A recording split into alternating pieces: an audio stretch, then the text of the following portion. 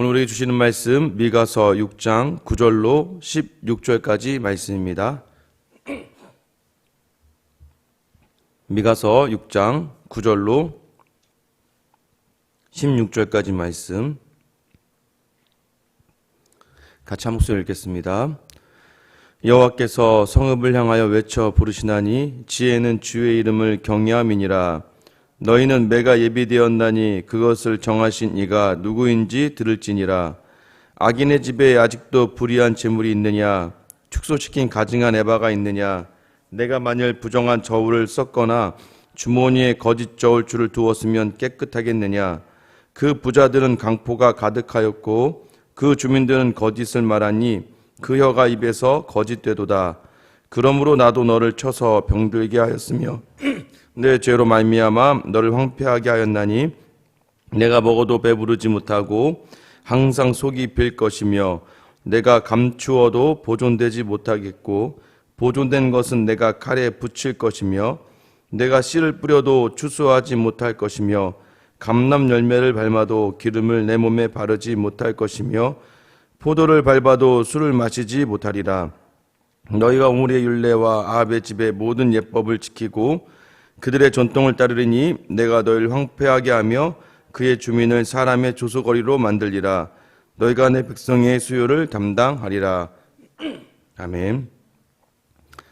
2020년 이제 오늘 이번 주가 마지막 주입니다. 여러분 한 해 다사다난한 한 해 잘 보내셨습니까? 이번 한 주를 하나님께서 우리로 어떻게 우리의 자리를 원하셨을까?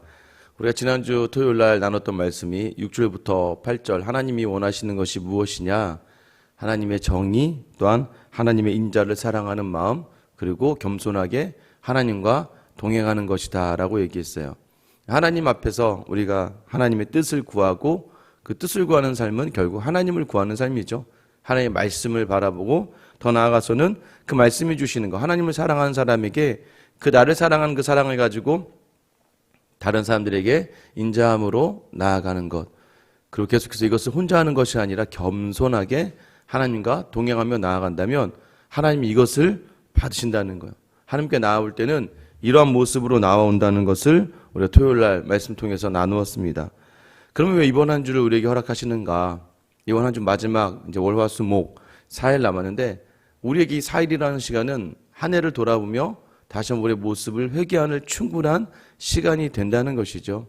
그래서 우리가 하나님 뜻을 구하였는가? 그럼 내년 한 해 왜 새로운 한 해가 주어질까요? 하나님께 다시 새로운 마음으로 다시 결단하고 작정하며 나아갈 수 있게 하시는 또 그 은혜가 아닐까 생각합니다. 그래서 오늘 우리가 기억해야 될 것은 아직도 4일이라는 시간이 우리 이 한 해를 하나님 앞에서 온전하게 또 하나님 앞에 내 마음을 드릴 수 있는 시간이고 또 다음 한 해를 준비할 수 있는 시간이다라는 것을 기억하셔야 돼요. 하나님은 계속해서 이 미가를 통해서 이스라엘 백성을 향하여 이제 심판과 또 회복 이 두 가지를 계속 번갈아가면서 이야기하시는데요. 하나님께 무엇으로 나와야 되냐 했냐면 하나님을 알고 하나님을 사랑하는 그 마음으로 이웃에게 인자를 베풀고 더 나아가서 겸손하게 하나님과 동행하는 것이었는데 이스라엘이 그러지 않았다는 것이죠. 9절 말씀에 보면 여호와께서 성읍을 향하여 외쳐 부르시나니 지혜는 주의 이름을 경외함이라. 너희는 매가 예비되었나니 그것을 정하신 이가 누구인지 들을지니라. 하나님 이스라엘 성읍을 향하여 고소를 시작하는 것이죠. 제일 먼저 던지는 그 정의가 바로 지혜입니다. 지혜. 무엇이 지혜인가? 하나님의 이름을 경외합니다. 이것은 우리가 잠언을 통해서 알고 있죠. 여호와를 경외하는 것이 지혜의 근본이다. 지혜라는 것은 무엇입니까? 하나님을 두렵고 떨리는 마음으로 하나님을 바라보는 것. 이것이 바로 지혜라는 거예요. 하루를 어떻게 살아가야 됩니까? 라고 물어본다면 하나님을 두렵고 떨리는 마음으로 바라보되 하나님 너무 사랑하지만 하나님 앞에서 존경, 하나님 앞에서 겸손하게 서 있는 자세. 그러니까 우리가 때로는 하나님을 넘어선다는 것이죠. 근데 이미 이스라엘은 모든 성읍들이 하나님을 경외함을 잊어버리고 오히려 이제 너희에게 매가 예비되었다라고 이야기해요. 왜냐하면 이 모든 것들을 주관하시는 분, 너희가 하나님을 떠났기에 당연한 이치죠. 그들에겐 이제 축복, 풍성함보다는 매가 준비되어 있다는 거예요. 근데 이 매라는 개념이 우리가 아셔야 되는 게 보통은 이제 주인이 자신에 속한 노예들에게 향하는 매, 또는 부모가 자녀를 향하는 매, 이 모든 것은 무엇입니까? 또 어느 나라는 뭐 아직도 매로 처벌을 한다고 그래요. 이 매라는 것은 무엇일까요? 어떠한 정해진 틀 안에서 문제가 되고 그걸 벗어났기 때문에 그 매를 맞게 되는 건 아니겠습니까? 하나님 특별히 우리를 자기 백성이라 부르시며 내가 너에게 매를 들겠다라고 하는 것은 하나님이 우리에게 수정하고자 원하시는 하나님의 방법이 있다는 거예요. 그 방법 중에 하나로 하나님께서는 어쩔 수 없이, 왜냐하면 이 땅이 모든 주관과 흐름과 역사의 모든 초점이 하나님을 향해 움직이고 있다는 것을 알라는 거예요. 이 모든 걸 정한 사람이 바로 나다. 결국에 누구에 맞춰야 되느냐? 창조주 하나님께 맞춰야 되고 구원의 역사를 이루신 하나님께 맞춰야 된다는 것인데, 근데 너희가 자꾸 하나님의 초점에서 벗어나기 시작하면 결국에는 이 모든 결과의 아픔을 겪어야 되는 것은 바로 우리 인간이죠. 그래서 하나님은 그 매를 드신다는 거예요. 어떠한 사람들 향해 매를 드십니까? 10절부터 12절 말씀이죠. 악인의 집에 아직도 불의한 재물이 있느냐? 불의한 재물을 가지고 있는 사람들. 다른 사람들을 속이고 강탈해서 불의한 재물을 가지고 있는 사람들. 축소시킨 가증한 에바가 있느냐? 내가 만일 부정한 저울을 썼거나 주머니에 거짓 저울줄을 두었으면 깨끗하겠느냐? 다른 사람을 속이는 것들, 잘못된 것들을 가져다가 자신의 이익만을 채우는 사람들. 그 부자들은 강포가 가득하였고 가난한 자들 거를 빼앗는 그 강포함이 있었고 그 주민들은 거짓을 말하니, 그러니까 그 일반적인 주민들 또한 거짓 가운데 있었다는 것이죠. 그 혀가 거짓되었도다. 결국은 이스라엘이 하나님의 사랑 속에서 하나님을 향하여서도 온전하게 드리거나 온전하게 하나님 마음 들이지 않았을 뿐더러 옆에 있는 이웃들을 향하여서도 자신의 이익을 향하여서 자신의 욕심을 채우려고 그들에게 불의하게 재물을 빼앗거나 속이거나 또는 그들이 힘으로 빼앗거나 서로 거짓말을 하면서 하나님의 백성이 이스라엘 사람들을 괴롭히고 힘들게 했다는 것을 말씀하시는 거죠. 그러니까 우리가 이제 항상 신앙생활하면서 조심해야 되는 것이 바로 그런 거예요. 우리가 섣불리 다른 성도들을 함부로 판단해서도 안다고, 그들을 향해서 그들을 결국 하나님께 하는 것이 무엇이라고 이야기하십니까? 마태복음에 보면 하나님께 하는 것은 옆에 있는 어려운 지체를 도와줬던 것이 네가 나를 도와준 것이다. 어려운 자를 긍휼히 여겼던 것이 나를 긍휼히 여긴 것이다 라고 이야기하지 않습니까? 결국은 이것은 내 의와 선으로 말미암아 다른 사람을 돕고 다른 사람에게 희생, 이것을 우선되면 내 공로죠. 그러니까 그것은 죄일 수 있습니다. 그러나 하나님 때문에 하는 거예요. 자녀들끼리도 부모님 때문에 첫째가 둘째를, 둘째가 셋째를, 또 셋째가 첫째를 또 서로 아우르고 돌아보면서 함께 한다면 그 부모는 그것만큼 정말 마음이 흐뭇하지 않을 수가 없죠. 교회 안에서도 마찬가지입니다. 여러분 믿음이 있다면서도 왜 풍성함을 누리지 못합니까? 나눌 여유가 없고 넉넉한 마음이 없기 때문에, 그건 결국 사랑이 없기 때문입니다. 그 모든 것들이 결과적으로 열매 맺어진 것이 계속해서 다른 사람을 향하여서 원망이 일어나고 다른 사람을 판단하게 되고 다른 사람들 너무 쉽게 생각하는 그 교만과 그 자만을 다시 돌아봐야 돼요. 왜? 우리가 신앙생활하는 모든 자리는 우리의 판단과 생각으로 하는 것이 아니라 하나님의 판단과 하나님의 생각으로 해야 되는 것이에요. 왜 옆에 있는 형제 자매에게 선을 행해야 됩니까? 그 선을 행해야 되는 이유는 뭐예요? 내가 착해서가 아니에요. 하나님이 이 사람을, 이 형제 자매를 그 보혈의 값을 치르시며 부르셨잖아요. 하나님이 귀하다는 사람들을 내가 함부로 판단하면서 그들을 정죄하거나 그들을 핍박하거나 그들을 무시하거나 억압해서는 안 되는 거예요. 왜 그렇습니까? 하나님의 그것이 하나님이 부르신 사람들이고 하나님이 사랑한다는 사람들을 내가 무엇인데 그 모든 것들을 내 마음대로 재단하고 내 마음대로 재고 내 마음대로 판단하겠습니까? 이것이 바로 나타나는 모습을 통해서 알 수 있다는 거예요. 하나님을 믿는 형제 자매 우선적으로, 또한 믿지 아니한 다른 사람들에게도 내가 어떻게 행하고 있는가를 통해서 우리 안에 하나님의 사랑을 확인할 수 있다는 것을 말씀하고 있습니다. 죄송합니다. 더 나아가서는 그들의 악행의 결과를 이제 고발하시는 거죠. 13절입니다. 그러므로 나도 너를 쳐서 병들게 하였으며 내 죄로 말미암아 너를 황폐하게 하였나니. 하나님도 이제 나도 너를 쳐서 병들게 하겠다.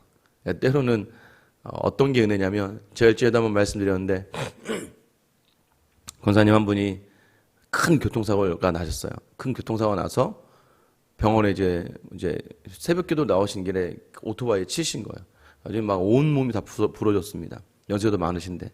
그것도 또 병원에 있는 남편 위에서 기도하다가 이제 큰 사고를 당하셨는데, 염려가 많이 됐어요. 이제 남편 장로님이 이제 오늘 내일 하시는 상황이었는데, 이제 권사 입장에서는 기도하면서 남편을 어떻게든 잘 해보려고 기도하는 중이었는데, 제가 이제 갑자기 놀랬죠. 이제 또 자녀들도 이제 믿음 생활 해야 되는데, 병원에 부랴부랴 갔더니 안 그래도 안 믿는 이제 아들이 있더라고요. 어떡하나 해서 이제 좀 두려운 마음으로 가서, 여기 뭐예요? 아픈 남편 위해서 기도하러 나오는 길에 오토바이 쳤으니 얼마나 이게 마음이 심려가 컸겠어요.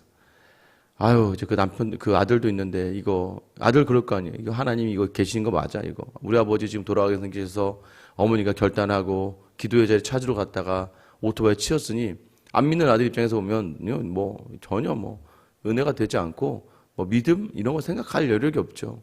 근데 그때 아들이 있는 자리에서 제가 가서, 권사님, 제가 마음이 너무 무너지겠더라고요. 이제 남편 장로님은 이제 너무 힘들게 병원에서 이제 오늘 내일 하고 계시는데, 거기다 기도하러 나오시다가 그렇게 큰 사고에 당하셨으니 눈물이 막 나더라고요. 어떡해요, 권사님, 어떡해요. 그런데 갑자기 권사님께서 그 자리에서 막, 목사님, 갑자기 죄송합니다 그러는 거예요. 죄송해요, 목사님. 왜요?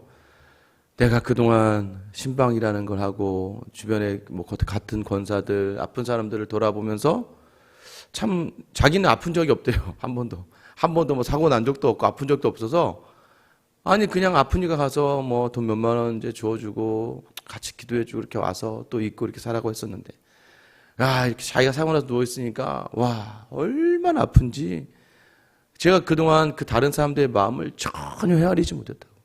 그냥 아파도 본인이 아파 보질 않았으니까, 일어나서 나올 수 있는 거야, 왜 자기 관리가 안 되고 그러는 거야 라고 하면서 오히려 다른 사람들 향해서 그렇게 하면 안 돼, 그렇게 하면 안 돼 라고 얘기했다는 것이죠. 여기가 회개한다고. 내가 회개해요, 목사님. 내가 이렇게 아픈 줄 몰랐어요. 이렇게 아플 때 누군가가 나에게 기도 안 해서 그래, 또는 너 몸 관리 안 해서, 이렇게 얘기하는 것보단 같이 그냥 아파해주고 같이 어려워해주고 같이 눈물 흘려주는 게 최고였는데, 내가 함께 눈물을 흘려주지 못했다라고 이야기하시는 거예요. 하나님 왜 이스라엘을 쳐서 병들게 하겠다고 하십니까? 왜 황폐하게 하신다고 하십니까? 때로는 그 자리를 통해서 하나님이 어떠한 마음으로 다른 이웃과 형제들을 바라보고 있는지, 그 형제가 요새 그 상황 속에서 나를 대입시키면서 어떻게 그 마음을 가져야 되는지에 대해서 알게 하신다는 것이죠. 경험하지 않으면요, 교만해집니다. 떨어져 보지 못하면요, 그 아픔을 알지 못하는 거예요. 한 성도들의 마음을 헤아릴 수 있는 마음이요, 물론 많은 묵상과 하나님의 마음을 담아내면 참 좋지만, 때로는 내게 주시는 그 상처와 실패를 통해서 하나님은 깊은, 하나님의 이 옆에 있는 이웃과 형제 헤아릴 수 있는 마음의 복을 주시는 거예요. 이것이 때로는 지금은 고난일 수 있지만, 지금 무언가 하나님께 거절일 수 있지만, 시간이 났을 때 그게 반드시 복이었다는 것은 왜 그러냐면, 하나님은 철저하게 우리의 생각 이상으로 계획하시고 움직이시는 분이시기 때문이에요. 지금은 내가 거절당하는 것 같고, 지금은 내가 왜 이 고난에 있는 것인가라고 생각하고, 왜 저 사람들은 나를 저렇게 핍박하는가라고 생각하고, 왜 저 사람들 나를 무시하지? 저 사람들 나를 조롱하지? 저 사람들 나를 이렇게 함부로 평가하지라고 생각하지만, 반드시 시간이 지난 뒤에 그 내가 가지고 있었던 그 아픔과 상처를 가지고 다른 누군가를 위로하는 그 도구로 쓰시는 분이 바로 우리 하나님이시라는 걸 기억하셔야 돼요. 근데 그러려면 어떻게 해요? 그래서 먼저 이것을 위해서 먼저 다른 사람들 향하여 넉넉한 마음을 가지고 섬겨야 된다는 걸 이야기하는 것이죠. 만약에 네가 그 하나님의 넉넉한 은혜를 가지고도 넉넉하게 섬기지 못한다면 그 결과가 14절 15절에 또 이어집니다. 네가 먹어도 배부르지 못하고 항상 속이 빌 것이며 네가 감추어도 보존되지 못하겠고 보존된 것은 내가 칼에 붙일 것이며 네가 씨를 뿌려도 추수하지 못할 것이며 감람열매를 밟아도 기름을 내 몸에 바르지 못할 것이며 포도를 밟아도 술을 마시지 못하리라. 뭔가 하는 것 같은데, 뭔가 있는 것 같은데도 너는 궁핍할 것이라는 것을 이야기하는 거예요. 아예 없다는 게 아니에요. 지금 보여요. 먹었는데 배부르지 않다는 거예요. 먹었는데. 그러니까 네가 하나님의 그 은혜를 받고 그 하나님의 은혜대로 인자를 제대로 행하지 않으면 무언가 네 삶에는 있는 것 같을 거야. 화려한 것들이 있는 것 같고 뭔가 있는 것 같아. 그러나 너는 배고픈 자와 다를 바 없다는 것을 하나님이 얘기하시는 거예요. 어떤 사람이 넉넉하고 어떤 사람이 풍요함을 누립니까? 나누는 사람이 알아요. 여러분 이것은 하나님의 진리예요. 하나님 앞에서도 마찬가지예요. 하나님 앞에서도요. 인색한 사람들은요. 결코 뭔가 많은 걸 가지고 있지만 결코 그 하나님 주신 참된 그 기쁨을 누리지 못, 드림의 기쁨, 하나님께 드릴 때의 그 감사함을 절대 누리지 못합니다. 이거는요. 뭘 어떻게 해서가 아니에요. 그걸 그 감사와 기쁨을 아는 사람은 알아요. 그 맛을 아는 사람은 하나님께 드림의 그 맛을, 그 선한 맛을 알기 때문에 하나님께 드리는 거예요. 또한 하나님 주신 것이라고 생각하고 그것을 향한 이웃에게 나누는 사람은 정말 그 나눌 때의 기쁨을 알아요. 참 맛을 압니다. 그러니까 그게 계속해서 나중에 보면은요, 이거 어떻게 된 거지? 내 안에 내가 가진 건 하나도 없어요. 그런데 그것을 가지고 나누는 자리에 나누다 보니까 내가 풍성해진다는 것을 나중에 알게 된다는 거예요. 그런데 아무리 지금 가지고 있지만 하나님의 은혜로 하나님께 온전히 드림에도 인색하고 다른 사람을 섬기고 다른 사람들 향하여 넉넉하게 뭔가 해주지 못하는 그 마음속에선 뭘 해도 항상 궁핍할 수밖에 없습니다. 왜냐하면 욕심이라고 하는 우리의 유익을 추구하는 그 죄라는 것은 먹어도 배가 고파요. 그러니까 세상은 그러지 않습니까? 아직도 나는 배가 고프다. 아직도 배가 고프다. 그러니 부자가 돼서 뭐 10억을 벌면 20억 벌고 싶고 20억 벌면 40억 벌고 싶고 결국 계속 벌고, 그러니까 부자들이 특징이 뭐예요? 더 벌고 싶은 거예요. 심지어는 구제마저도 더 벌기 위해서 하는 사람들이 부자들이에요. 더 벌기 위해서. 더 세금 혜택을 누리고 더 다른 사람에게 인지도가 좋아져서 더 기업이 좋아져서 주식이 올라가고 더 많이 벌기 위한 정말 아주, 그런데 그런 사람들의 특징은 계속 먹어도 배부르지 않고 뭔가 계속 밟아서 취할 것이 하나도 없게 된다는 것을 말씀하시는 거예요. 왜 그렇습니까? 16절 보세요. 너희가 오므리의 율례와 아합의 집의 모든 예법을 지키고 그들의 전통을 따르니 내가 너희를 황폐하게 하며 그의 주민을 그 사람의 조소거리로 만들리라. 너희가 내 백성의 수욕을 담당하리라. 너희가 오므리, 아합, 북이스라엘의 악한 왕들입니다. 그들이 무엇을 했냐면 오므리부터 바알 신상들을 막 세우기 시작해요. 그리고 강포를 행하기 시작합니다. 그래서 세상을 따라가요. 바알과 아세라를 섬기고 심지어는 이들이 행하였던 가장 큰 죄가 뭐예요? 아합의 가장 큰 죄는 나봇의 포도원을 뺏은 거라고 제가 말씀드렸잖아요. 남의 것을, 하나님이 주신 기업을 아무렇지도 않게 뺏어버리고 마는 그 악의 끝이 뭐예요? 세상을 향하던 그 마음 그대로 내가 너희를 조소거리가 되게 하고 수욕, 그러니까 너희를 조롱과 수치의 자리로 반드시 있게 할 것이다. 여러분 이것이 무엇입니까? 아무도 너희를 우습게 쉽게 생각할 것이다 라고 말씀하시는 거예요. 여러분 세상에 이름을 남기기 위한 마음으로 살아가는 사람들이요 몇몇 되지 않아요. 세상에 이름을 남기려면요 그 경쟁을 뚫으셔야 돼요. 그 경쟁을 뚫고 남겨야 되는 이름이 남겨지겠습니까? 그런데 여러분 기억하셔야 될 것은 세상은요 강한 거, 특별한 거, 특이한 것에만 집중을 하지만 하나님은요 그 마음에 집중하신다는 거예요. 그래서 하나님의 나라와 하나님의 교회는요 어떤 사람들을 기억하냐면 마음 다해 전심 하나님을 사랑하고 하나님의 마음을 가지고 옆 형제와 이웃을 돌아보고 또 주변의 사람들 향하여 그 따뜻한 마음을 나누었던 그 사람을 하나님이 기억하시고 주의 성도들이 기억되어지고 또한 그 좋은 일의 모습들이 복음으로 교육되어서 계속해서 목사님들을 통해서 또는 누군가를 통해서 믿음의 좋은 본으로 남겨지는 귀한 복음이 된다는 거예요. 오늘 한 해 여러분 어떻습니까? 이 모든 것을 이룰 수 있는 일은 여호와의 이름을 경외하는 거예요. 하나님의 이름을 두렵고 떨림으로 바라보며 오늘 내게 주신 자리를 겸손하게 서서 하나님이 원하신 대로 순종하며 하나님이 원하시는 자리가 무엇일까요? 쉽지 않습니까? 오늘 집에 간 순간부터 하나님이 원하시는 자리가 무엇이겠습니까? 하나님이 두 눈을 치켜뜨고 나를 바라보고 계신다. 그럼 여러분 어떻게 행하시겠습니까?